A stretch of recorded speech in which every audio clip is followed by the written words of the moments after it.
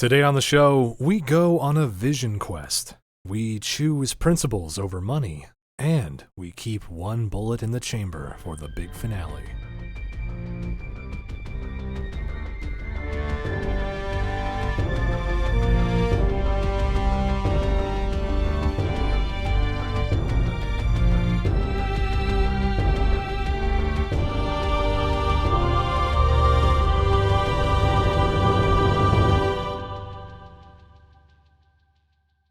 Welcome back to Lore Party's special coverage of the Halo television series. On this limited run of the Lore Party podcast, we'll be providing in-depth recaps of each episode of the new Paramount Plus series based on the timeless sci-fi shooter franchise. My name's Connor. My name's Kevin. My name is Jaden. And welcome back for episode 7, Inheritance. And I believe Jaden set the tone for our conversation way early on, right when this episode dropped, and he warned Kevin and I, sorry guys, looks like this is a Quan episode. So I kind of went into this Again, one. I feel like the creators of the show have like a listening device in my room because every single time that I make a prediction, it happens, but in the way that I'm not happy about. Because I was like, oh, this is a refreshing lack of Madrigal stuff in the last episode. Yeah. Joke's on me. I get a refreshing lack of Master Chief for this episode. Episode 5, there was barely any Quan and Soren or Madrigal. Episode 6, they weren't there at all. And then back to 7, it's like, okay, well, nothing but Madrigal and the B plot. But they did have Chief in there for just a little bit. For a minute, yeah, as like a cameo. Well, we'll talk about we'll that. Get there. We'll talk about how he was there. We'll talk about that. But, going into it, knowing it's a Quan-heavy episode, I honestly didn't expect much. But, because I think we've established that the Quan part of the story, like the Madrigal half, or, not even really half, the Madrigal part of the overarching plot of the series so far is one that I think as a group we're not that invested in. Like, we don't care that much about. Yeah. And again, I think the writers aren't either, because this episode does feel very final for the journey that she's going on. That's exactly it. I feel like kind of going into it, I didn't expect much, having said all that. But like after having watched it, I thought there was good progress and growth there. I was actually pretty interested in what ended up happening. So I was pleasantly surprised.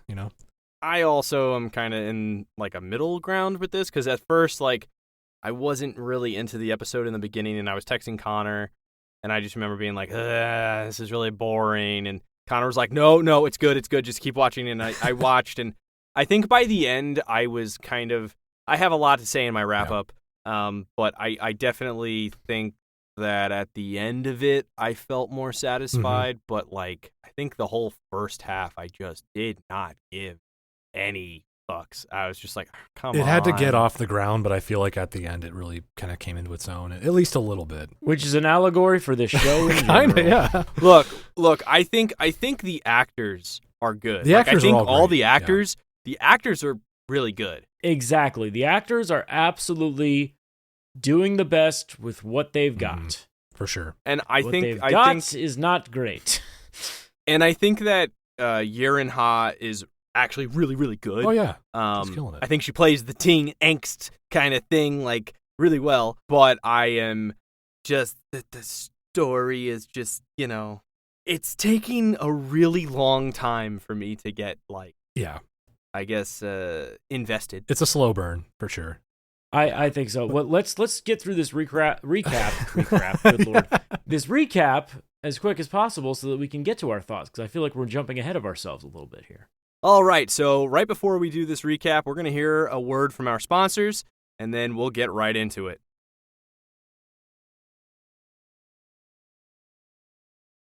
All right, so Jaden, start us off. What happened here? How did episode 7 break down? Absolutely. We're going to open up with a flashback. The first thing we see is Madrigal, like 2 years ago. We see Quan having dinner with her family and her friends. They're joined by Ruben. You'll remember him as the character who died. One of first many. episode. Yeah. One of the guys. And basically, it was a who's who of who's going to die Pretty in the much, first yeah. episode. Was all gathered around a table. All these people are fodder. Yeah, and they're chatting, having a good time. And this guy, Ruben, Quan's aunt's like, hey, look at that cute boy over there. And she's like, no, I'm full of angst. And everyone at the table is just kind of like, chill out. What's the matter with you? anyways, back to our having fun. And then Quan literally just like starts like she's like, why are we even doing this? Like, why are we here? And everyone's like, because we're gonna liberate Madrigal, jerk. And she's like, why are we doing that if we're still gonna be deuterium miners anyways? Which is kind of a good point, you know? Yeah. She even fires back at him. She's like, Right. nothing changes for you. You're still gonna be out here pumping Right. fuel like the rest of us. She's like, at this point, all the insurgency has done for her is cost her mother. Yeah. And she even just like, she tells her dad straight up, like, why are you lying to everyone? Yeah. Yeah. Okay, so now, after this, normal flashback we have in almost every episode, we go to the present. And Quan seems to have left Soren. We don't see Soren around. And she seems to have left Soren behind and is taking his buggy and is traveling like really deep into the magical desert in search of these, mystics that are mentioned in the other episode. And so as she's barreling into the sandstorms and everything, I mean, all of a sudden it kind of feels like the Mummy or something. It is just like that's kind of what it reminded me of. All of a sudden she sees these like human-looking outlines and like full stops, which is okay, sure, you're really wanted, you're gonna just stop, all right? And then when she gets out to investigate, guess what, guys? She gets captured by unseen attackers. Whoa, surprise. Yep. Bag on the head, taken away, and cut to black. Yeah, cut to black, that's right. After that, we find out what happened to Soren, basically. We kind of go to the rubble where Soren's back home, alive and well. I guess we're led to believe that apparently after Quan knocked him out and left his ass in the desert, Soren somehow managed to escape Madrigal. What an exciting escape it must have been that I would have loved to have seen. Anyways, here I am at a party. We see like the little scar on the back of his neck where you're like, oh no, True. Get shot. So, but like he's back on the rubble and he's telling, he's trying to explain like where he's been, and he's telling this story about his journey to Madrigal and how he got back, and it's this increasingly outlandish tale. It gets more far fetched like each time he tells it, basically. Well, yeah, he's a pirate. He can't admit that he got his ass handed to him by a teenage girl. A girl who has no idea how to do. A teenage girl who doesn't know what she's doing. Exactly. Yeah. So he's. Because I don't think even he wants to rationalize that, to be honest. He's like, I'm a Spartan-ish. Yeah, she got lucky. How did this happen to me? Right. So he's just kind of, enjoying being back among his people. He's, having a good time. He's telling tall tales and whatnot. And his lieutenant and business partner, this kind of Weasley-looking guy named Squirrel, just decides to ruin the good time, just kill the mood, and he kind of like challenges Soren right in front of the entire party and just sort of calls him out and makes these kind of veiled threats like, hey, Soren, people are talking, here on the rubble. The crew is starting to think you missed a step. They're questioning your leadership. They're not sure they want to follow you anymore. And he, like, specifically, he calls out the bounty that was on Quan's head that Soren failed to collect on. It's kind of like, hey, man, that was a big payday, and you blew it. What happened there? Soren obviously doesn't put up with that. He just sort of stares Squirrel down, fixes him with this really hard, cold glare. And I loved Bokeem Woodbine's delivery here. Just, you tell me, have I lost a step? Just kind of staring him down. Dude, it was badass. Like, yeah, daring him to do something about it, basically. And so that kind of diffuses the situation. Nothing really happens from there, but you can tell that Squirrel and Soren, there's some tension there now. And Squirrel is the guy that we saw in episode 2 who tries to stop Master Chief.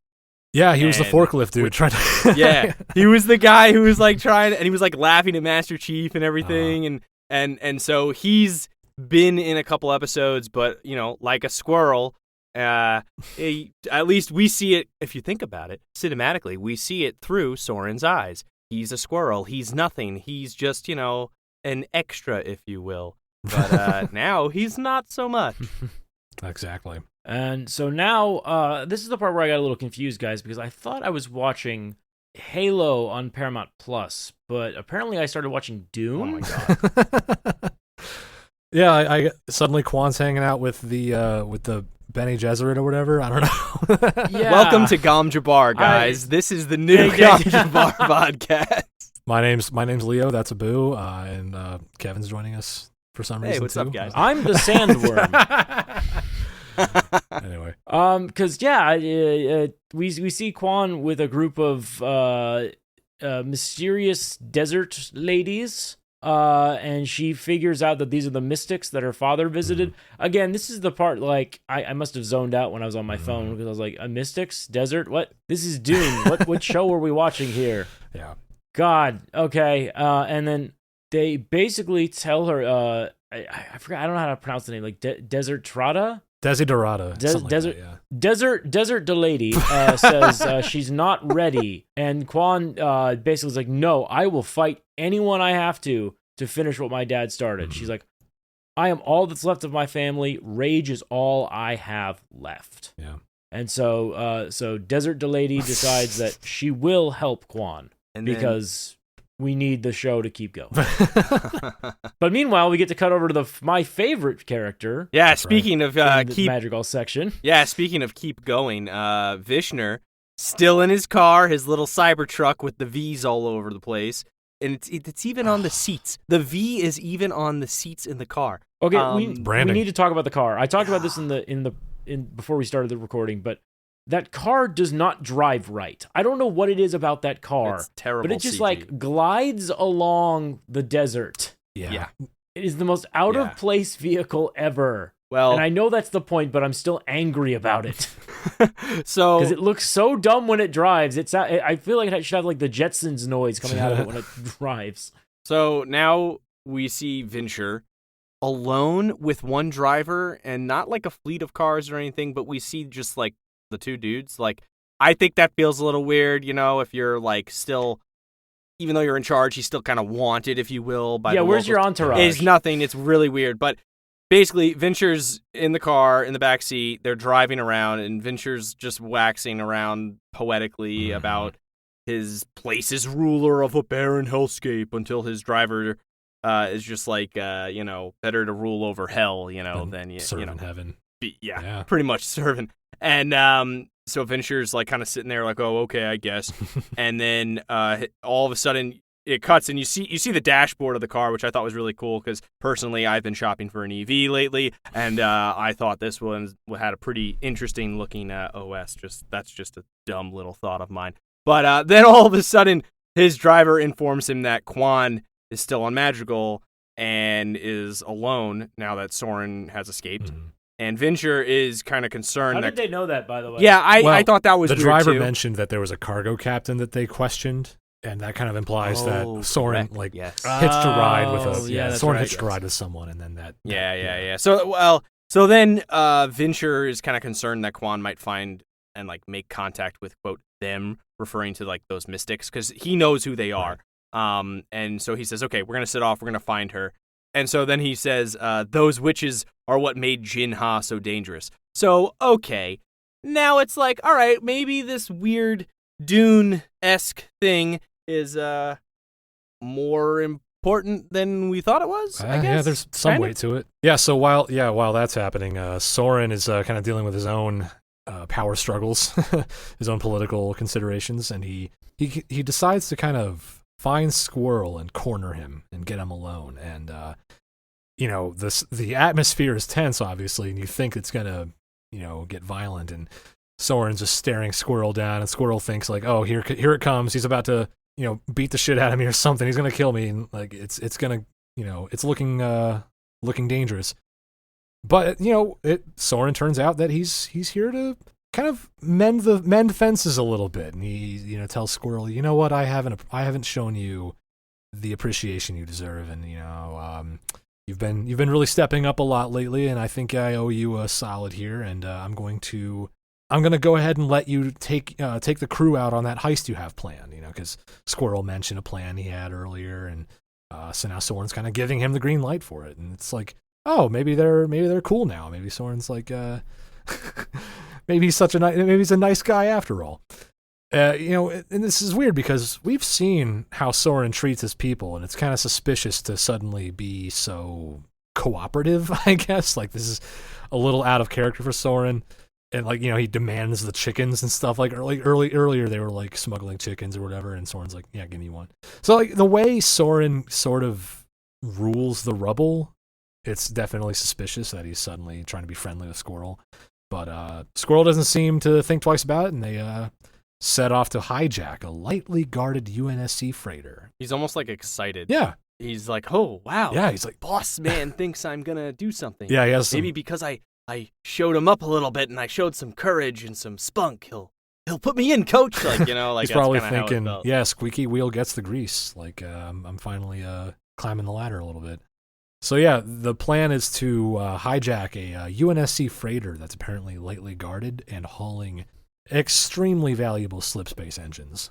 So while that's going on, we cut back to Quan talking to Desert Delady about the history of Madrigal and how its original settlers, including Quan's ancestors, dug for water, and of course they found deuterium.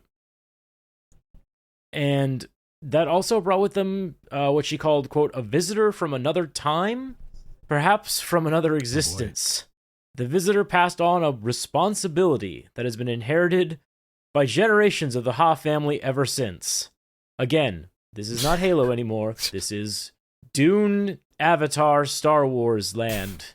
Every sci-fi show needs this magical, mystical thing. So, Quan's literally, they tell her to drink straight up Here, deuterium. yeah, take this. Drink Wow. this space gasoline. This burning water. Man. We need you to huff. They literally, we need you to huff gas real quick here. It's the only way that you'll reach enlightenment. So she does it and then immediately passes the fuck out. Drugs are bad, kids. Don't do drugs. Well, we know from the first episode, Quan likes to party. She'll yeah, she'll apparently, get high on 'cause whatever. This episode, let me tell you, this episode is whack. Okay, Quan all of a sudden, quote, awakens in like a vision of the UNSC Condor, like in the first episode where she met John, and of course, John is just kind of sitting there, kind of like in the first episode where she's banging on the window and everything, and then all of a sudden the door opens. And then Chief is just standing there, doesn't say a word, and then starts like turning around and walking all weird robotically out of, even weird for like a Spartan, and walks out of the Pelican, or the Condor. Sorry, that's a Condor. They're all birds. Who cares? Essentially. They're all birds. And they're on like Madrigal, kind of. And then they walk to the Mystic's tent again, which, I mean, she was just there. And so Reth appears and explains that she must fight John, basically. Like, it's Fight Club now in the tent. And he's the referee. And he says, what does he say? He goes, let's see how your rage serves you. And that's what Desert Lady says. It's not that hard, you guys. That's what she says to her before she has to fight John. And, well, John just kills Quan like over and over and over and over again. It's just like a continuation of death for her. So live, die, repeat. And eventually, Quan just kind of breaks down in tears and is just like she shoots him, she hits him with a rock, him. she does all sorts of shit, and he just stabs him. She just keeps dying and dying and dying. She's Tom Cruise now. So then, eventually, Quan kind of just breaks down and is like crying and stuff, and it's just like, "What do you want?" And instead of punching her again in the face, one hit kill, John, all of a sudden, it's John. Master Chief isn't there. It's John. Off, his helmet and everything, it's all off, and he's just kind of like staring at her, and he like puts his hand out, and then all of a sudden, just like his armor's gone. And he's leading Quan out of the tent, and they are, going outside. And literally, like, he was in armor, and now he's not. Yeah, the dream logic is in full effect here, where just stuff comes off and people change she's shape. high as oh yeah, fuck. she's definitely on a. She is tripping balls. Yeah, she's somewhere else. Absolutely. And this vision of John now out of his armor, like you said, Kevin. He takes Quan out of the tent into the desert toward a deuterium well. And at the well, Quan sees a man out in the distance, kind of talking to or interacting with a small, round, floating machine. I think Halo faithful will almost immediately recognize this as a monitor, kind of like similar to the 343 Guilty Spark. Well, we'll touch on that later, but for the casual viewer, it's just, hey, it's a little floating robot eye thing. I don't know. Kwan doesn't get a really good look at it, but she does approach the man, and the man at the well, explains to her, you'll see him again, referring to John. She basically tells Kwan, you'll see John again, and you will lead him back here to the well, quote, when the time is right. You will show him the way, is like a big, is like the impactful thing this person says to her. And then the man starts walking toward Kwan, and he kind of shapeshifts into a bunch of other people, like, before turning into, finally, it turns into Jinha. And we realize Kwan has just basically met her ancestors. Like this person kind of took on the form of all of her forebears, and finally becoming her father, Jinha. And Kwan tearfully embraces her father. Obviously, she's very, just overjoyed and emotional to see him again. And she apologizes for failing him.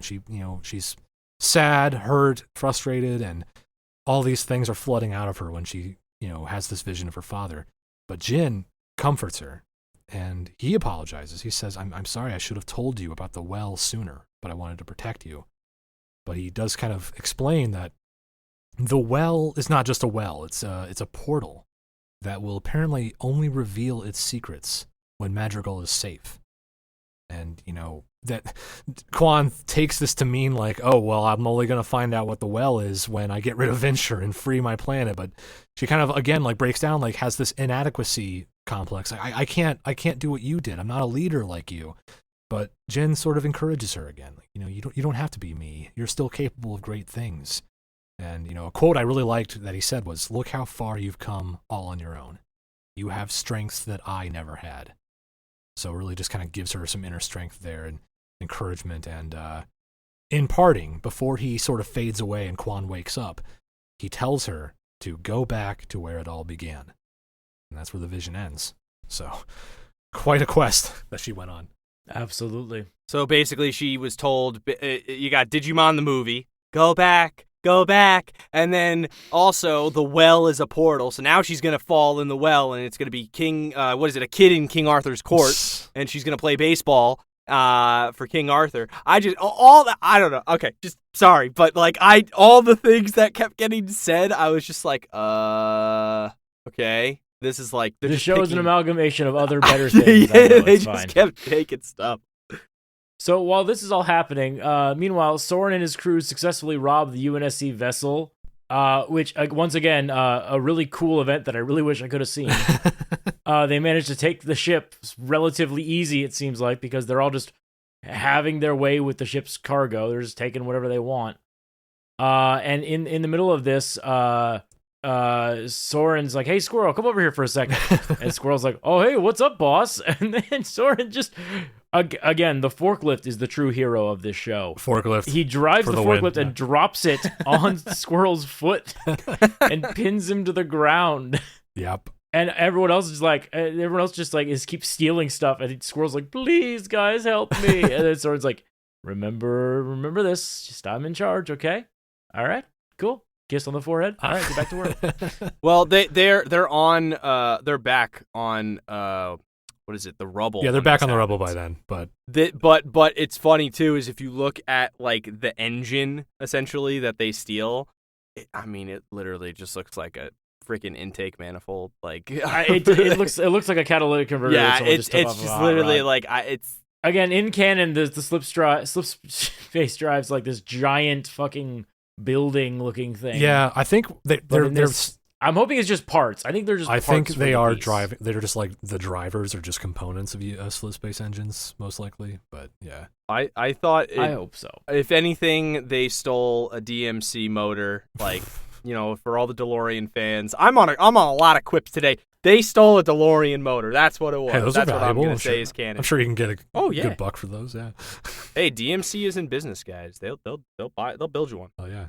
Anyways, yes. After this, Soren, he's talking to his wife, and his wife's just kind of like, "Come on, man, he's gonna lose some toes." And he's like, "Hey, fear's a hell of a motivator." trust me, and like shows off his deformed monster arm.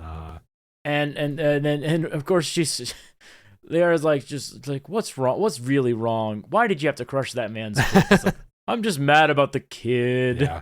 It's kind of nice to see Soren being vulnerable with her. That's actually very cool. Yeah. I It's like a nice that. touch.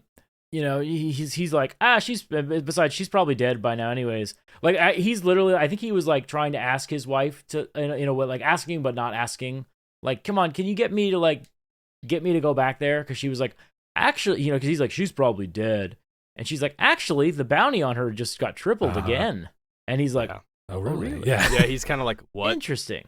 At first, I thought he was going to go after her. Like, be like, oh, I want that dope. Oh, yeah, that's what it seems like at first. That's the impression I got. Like, he hears bounty and he just seems to think about it. He's like, oh, he's going to go after that money. That's what I thought. I mean, he does owe her, quote, a shitload of deuterium money. And that's true. So. I thought it was interesting, too, because, like, when she talks to him and says the whole, fear is a motivator kind of thing, when he says that, she kind of questions him and then is like, it's kind of implied. It's like, how different are you from the UNSC? Fear is the motivator. Like, if the UNSC showed up here right now, like, obviously they would be scared. Like, they only have so much, So I just thought that was a kind of like, he kind of could think about Halsey and everything that happened, like the whole fear situation. Like, are you any different now? You know what I mean? Right. And so anyway, after this great conversation, eye-opener, we go back to our favorite place, Madrigal. So Kwan has now returned to her home settlement that was attacked, still abandoned, lifeless after the whole Covenant attack thing in episode 1. And so we see that Vishnu kind of accosts Agatha and questions why she ever followed Jinha. So Agatha, if you guys don't remember, she is the woman who was at the funeral memorial thing for Kwan's dad. That's who we saw before. So she's just kind of cornered by Vishnu and his gang of delinquents, and basically kind of... I love how Vinsher keeps calling her general even in this moment. Like, she just, at this point, she's not a general anymore. She's just an old lady going to get groceries. He's probably being sarcastic, Yeah. like rubbing it in. Yeah. He is. That's what I'm saying. I love that. He's Yeah. mocking her. It's like, the great general. Yeah. Because you gotta remember, like, the people of this world, they're not, in his mind, they're not an organized military force. They're just a bunch of like animals running around being evil. Yeah, in his pretty eyes. much. So when he's mocking her, because he's like, I'm in complete control of this scenario. Well, he has that like superiority complex. Like, he's always like dressed in the, well, aside from the time we saw him in the bath, but he's always dressed with this like really kind of modern-esque style garb, if you will, and then everybody else is just kind of like surviving. They're just wearing whatever clothes is comfortable for the environment, and they don't give a shit. So he definitely has this like superiority complex. And he kind of shows this in his conversation. He asks Agatha, he's like, why did you ever follow Jinha? And so then Vinsher describes Jinha as like a sicko. He was sick, he was weak, he was delusional. And then Agatha is kind of unable and kind of more unwilling to tell Vinsher where Kwan is, because then Vinsher's just like, well, where's Kwan? I know she's here. Where is she? And Vinsher's like, I wouldn't tell you even if I knew. And all of a sudden, Vinsher's goons show Vinsher that, okay, so we see her. She's at the settlement. They know exactly, which is weird. I guess it's a satellite thing, but they find her. They see her. She's walking around on the satellite feed or whatever. And so he basically says, yeah, whatever, Agatha, you can go, like, whatever. And then as soon as Agatha kind of turns around, he just shoots her in the back and kills her. And then he's like, all right, let's go. Aerial surveillance. Let's get everybody going. And they have now he has an entourage driving in. And he brings everybody. And they just, they're on their way. They show you, they're on the way to going to the settlement. The vans don't look any better when they're multiplied, by the way. The SUVs. He's rolling squad deep. Just Tony Soprano's driving through the deserts of Madrigal in these fucking vans. I mean, I would watch Vinsher driving through the desert with the Sopranos theme song playing. That'd be cool. Oh my God. Woke up this morning. Oh my God, you just created a project for me that's going to keep me up for 3 hours. But Vinsher is definitely rolling deep. He's gunning hard for Kwan, who at this time is back home. She's kind of picking through the ruins of her home. She finds a letter from her father to her grandfather, I think. Just finding personal effects and just looking for some clue about, her father and the well and just, something she can follow up on from the vision. But she finds that Soren has followed her. He kind of shows up out of nowhere. He's somehow been able to return to Madrigal so quickly, and he's kind of like, you better come with me because you still owe me, that money and the deuterium and like my ship that got scrapped last time. But she's at this point, not going back. You can't take me back. I'm not going with you. And she kind of calls him out, like accuses him of being selfish and, self-serving and pursuing the bounty on her head. You're just only in it for the money. That's all you care about. And Soren seems actually like a little bit genuinely hurt by that. He kind of insists, like, no, I'm here for John. I promised him I would keep you safe. That's why I'm here. And so they seem like they're on the verge of striking a reluctant agreement when suddenly Venture arrives with He says to her, he's like, look, if I can find you this fast, let me tell you, Venture's on the way. And indeed he was. And he suddenly shows up with his entire private army, all the dozens of goons with automatic weapons. And so they had a Groupon discount on those leather jackets. By the way. they are looking pretty slick. I'll give them that. They had Space Groupon. They were like, all right, well. So Soren and Quan know they're outgunned, like horribly outgunned and outnumbered, and they immediately kind of hide and come up with a plan to lure Venture and his army into the compound. And Quan says, if we can get them near the primary deuterium pipeline, we can set it off, detonate it, and wipe them all out, and we can survive in that, hardened vault over there. And, it'll work, trust me. And Soren's like, skeptical, but he doesn't have a better option. So what also happens too is right before Venture shows up, they are like going through a bunch of stuff in the command room, and she finds this giant like cache basically of coins and stuff. That's true. And she just looks at him and she's like, "What? I told you I was rich." He's like, "Oh, I guess I will get paid." And then like as soon as they all start like all the fighting starts happening, he kind of just looks at it and he's just like, ah. And like you think, shit, he's about to ditch her and just take the money. Yeah, it seems to cross his mind, but he has more pressing issues because Quan kind of dips away to go to the pipeline to rig it to explode, and Soren has the unenviable task of keeping Venture's soldiers busy. So he's just, just ducking from cover to cover, running around, staying on the move and just shooting dudes and knife fighting guys. It's awesome. He's like taking dudes out, and it's really fun. For anybody who's played Destiny, he literally is just walking around like Cade and just like one-shotting everybody with a hand cannon. It's great. It was awesome. It was cool. And it doesn't last, though. His luck doesn't hold out forever, though, because he's badly wounded trying to reach the fire-safe bunker that Quan pointed out. Venture gets a lucky shot on him, and Soren's like down for the count.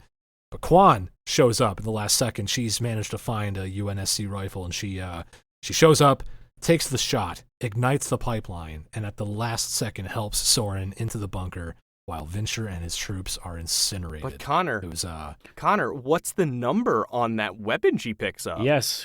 Whose rifle was it? Was it 117? It was 117. It was John's gun. It was. Wow. Do you remember way back when in episode 1 when I said, God, that was a horribly done CGI shot of that rifle as it hit the ground?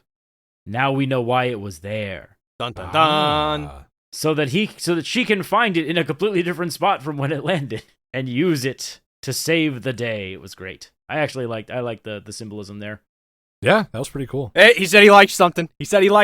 Mark it down. Put it on the counter. Yeah.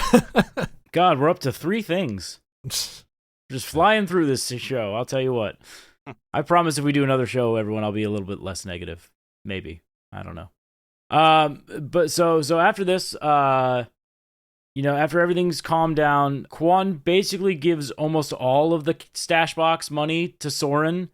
And Soren's like, which is very weird. Soren's like, are you sure you don't want a little bit more of this? Which is very uncharacteristic of him. True. He's very much me kind of guy. We saw him steal all those chickens and slip space drives, But she goes, no, you know what? I owed you a ship and a shitload of deuterium, so I think we're even.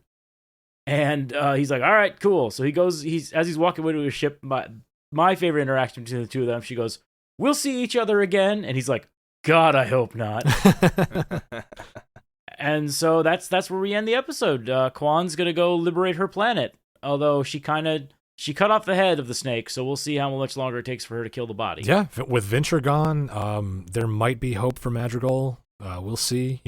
They go their separate ways, kind of on at least friendlier terms, if not friendly terms. So this does. It's less he's protecting her and more like they're equals. Yeah, they're casual acquaintances leaving rather than because she started this off as like a job for him. Right. Yeah. And I hopefully she can find a washing machine because she still has the blood from the first episode on all of her clothes. So damn. Hopefully she can find something. Yeah. All right, so that wraps up our recap of this episode. Before we get into our reactions, let's take a quick word from our sponsors.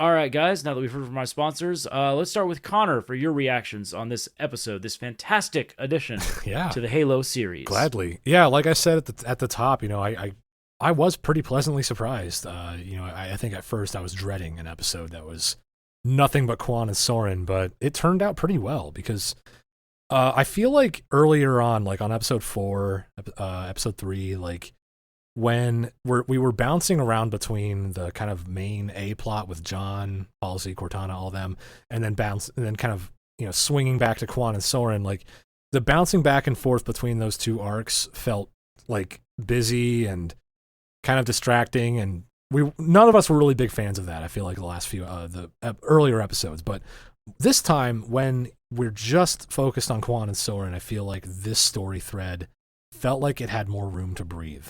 It just felt more natural. Like the pacing was better. I think just pacing was better in general, without the constant back and forth.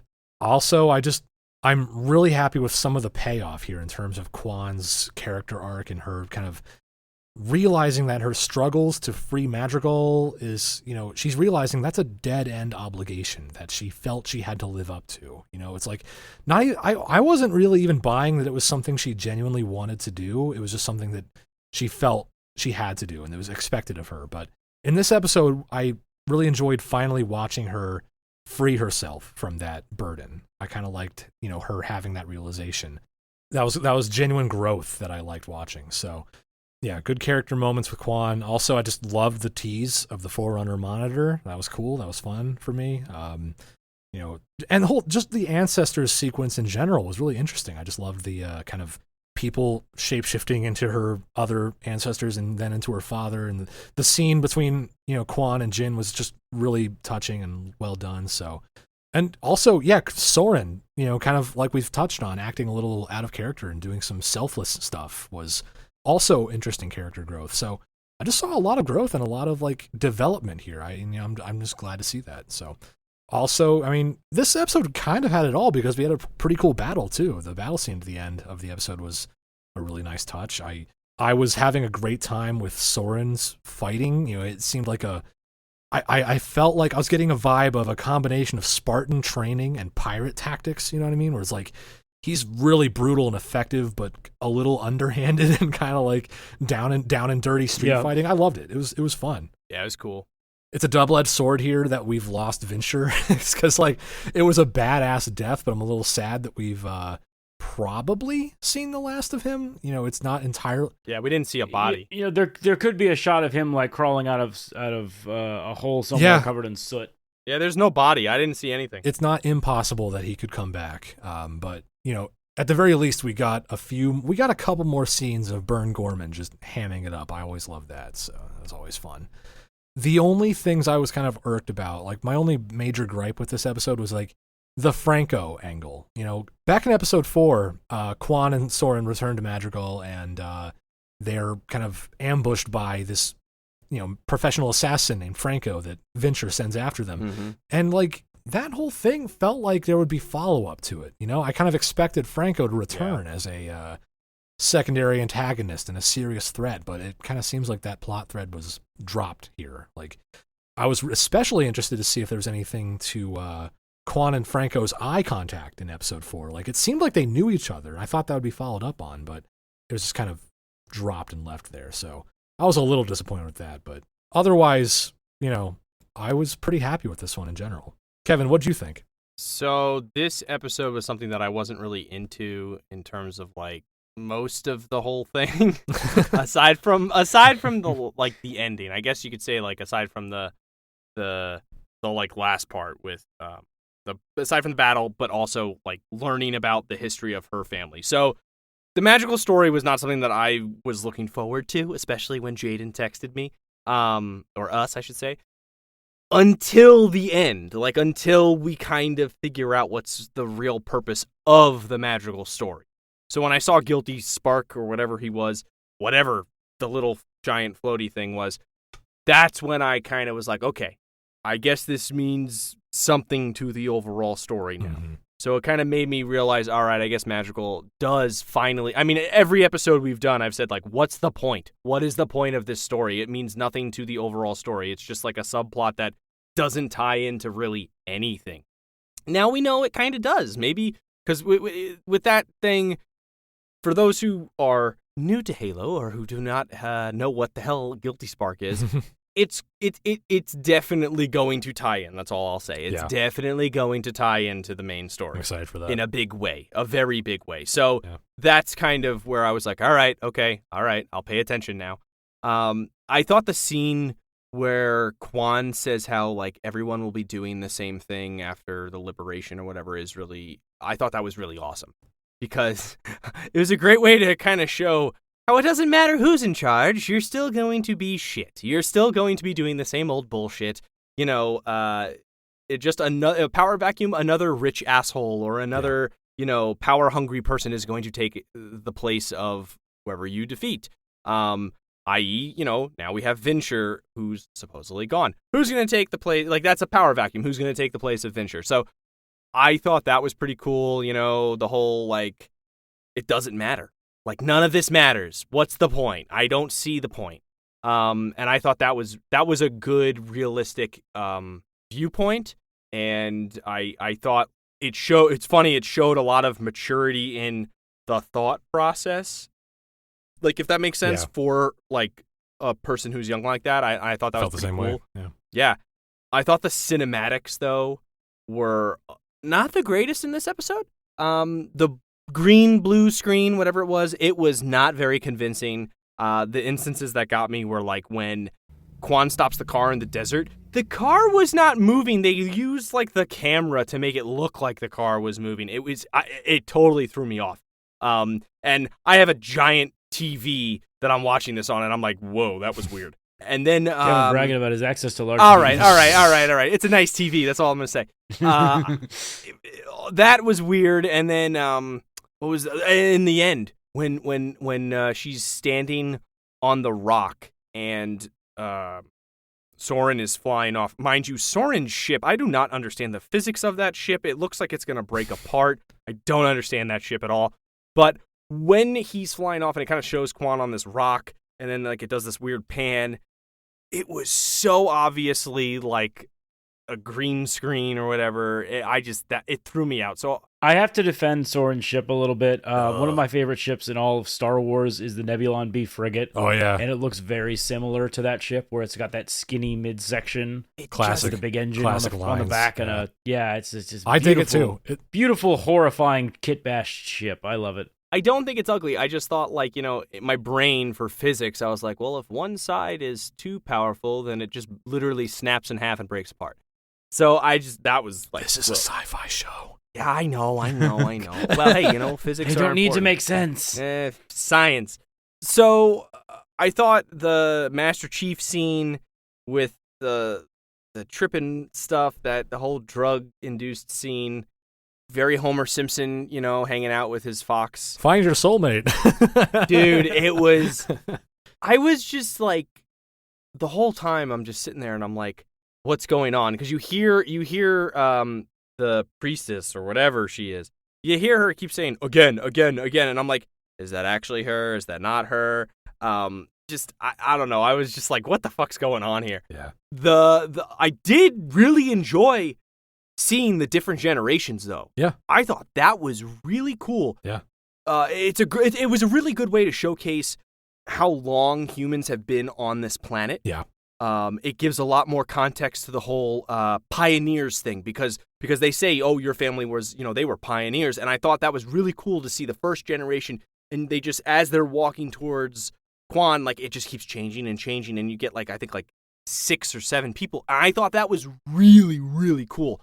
I would like to see that in real life. If we could go to a museum or, like, a past life pavilion, like in Defending Your Life, and you can see, your generations of that. It was so cool. I thought that was really cool. And the quote where it was like, "You will show him the way." I was just like, okay, that's hilarious. That's Knuckles. I thought that's what I thought when I heard it.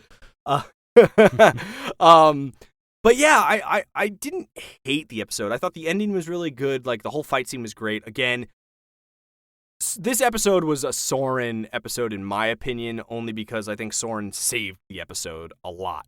Because I liked seeing the conflict between Soren and, Soren the pirate and Soren, kind of Soren the Spartan. The Spartan. Like, I thought that was really cool, especially because as a Spartan, Spartans they don't have those attachments, but even as a pirate, you would think that you wouldn't have those attachments. But Soren has a wife, he's got kids, like he cares about the rubble. Like, he's not going to let the rubble be destroyed. Like, he cares about the people that live in the rubble. He cares about all that stuff. He's a high roller, guys. He's getting chickens and he's getting engines. Like, he's a high roller. I thought it was cool. I really liked that whole dynamic of what was going on in Soren's head. I thought seeing the sticky grenade was really cool. Oh, yeah, I forgot about that part. Quan. That was rad. Quan Cool. threw, well, didn't even throw. The sticky grenades are huge. Yeah. Those things are They're massive. built for Sangheili hands, so that makes sense. Yeah, those things are huge. I thought it was cool to see somebody get stuck. That was really cool. And the overall story, I'm fine with it. It fits now that I understand it. It fits. I get it. It was fine. I didn't hate it. One thing I will say though is I don't know how they're gonna go back to Madrigal after now having to go to the Halo. Like, it's, to me, I'm just like, are we gonna have 2 separate teams and, like, just still have the 2? Now we're gonna have 3 overarching stories, because I'm just kind of like, what's happening? I'm so excited that you've asked this question, Kevin, because as we all know, I've been basically right about the show this entire time. All right, let's hear Jaden's everything. Yeah, tell us what you thought. So remember what we said? Hey, we didn't see Venture die. I don't think Venture is actually dead. I think he's going to show up, maybe not this next episode, or maybe the episode after this. And I think what we're going to see is, I think that the Covenant is going to reinvade Madrigal, and I think that Venture and Quan are going to have to team up to try to drive them off the planet. Interesting. It's going to be very much like a enemy of my enemy is my friend setup. It was interesting because they mentioned the alien. They see the alien. Like, they see him, and he's like, oh, these are the aliens. Quite gross. Like, it was good. Like, I thought that was really cool, because I kept thinking, like, he probably thought of himself even then above, and how he's got that superiority complex. He sees that and is like, oh, my band of misfits could take these guys. Like, I just was like, oh God, no, you could not. But I get where you're going. I get where you're going with this.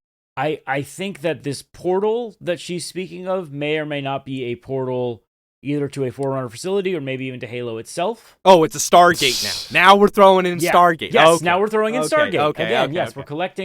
we're collecting the Infinity Stones of other IP. And I think that might be one of the reasons why they come back to Madrigal. I mean, they've come back. We saw them come back in a previous episode, which is how they found the artifact for episode 5.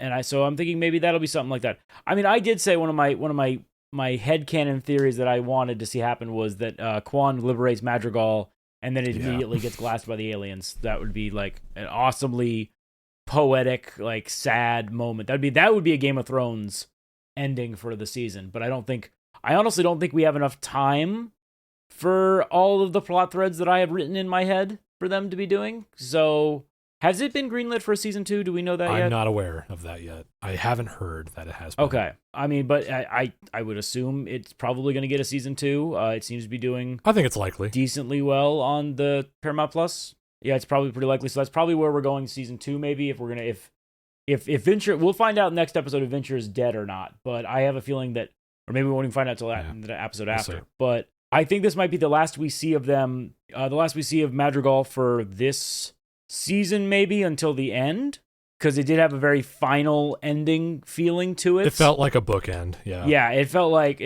all right, this story is wrapped, because I have a feeling the next couple episodes are going to be focused pretty heavily on Master Chief and everybody else. Right. So, I mean, in terms of like, I guess my big thing is that towards the end of this episode, I didn't necessarily hate the arc that this said went on. Mhm. I feel like, again, the writers wanted to do two things. They wanted to do a show set in the Halo universe that wasn't about Master Chief, and then they wanted to do a show that was entirely about Master Chief.